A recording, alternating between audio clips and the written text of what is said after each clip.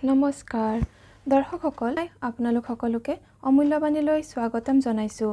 আজিৰ ভিডিঅ'টোৰ বিষয় হৈছে আইনা যদি এনেকৈ ৰাখে তেনেহ'লে ভিখাৰীও ৰজা হ'ব পাৰে আৰু ৰজাও ভিখাৰী হ'ব পাৰে।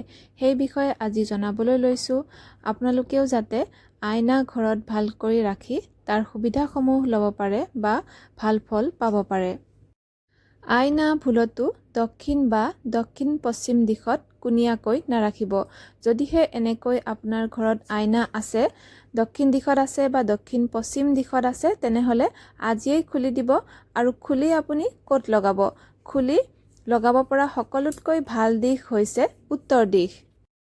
উত্তৰ দিশত যদি নোৱাৰে তেনেহ'লে আপুনি পশ্চিম দিশতো লগাব পাৰে, পূবতো লগাব পাৰে, কিন্তু ভুলতো দক্ষিণ দিশত নলগাব আৰু দক্ষিণ পশ্চিম দিশত নলগাব। আৰু এটা কথা, বিচনাৰ পৰা যাতে আইনাখন দেখা পোৱা নাযায় সেই কথাৰ প্ৰতিও মন কৰিব। আৰু যদিহে আপুনি দক্ষিণ পশ্চিম দিশত বা যদি দক্ষিণ দিশত ৰাখে তেনেহ'লে কিন্তু আপোনাৰ জীৱনত বা আপোনাৰ ঘৰলৈ বিভিন্ন ধৰণৰ বেমাৰ আজাৰ আহিব আৰু টকা পইচাৰ সদায় খৰচ বৃদ্ধি হানি হৈ থাকিব। দৰ্শকসকল, আজিৰ ভিডিঅ'ৰ ইমানতে সামৰণি মাৰিছোঁ। ধন্যবাদ।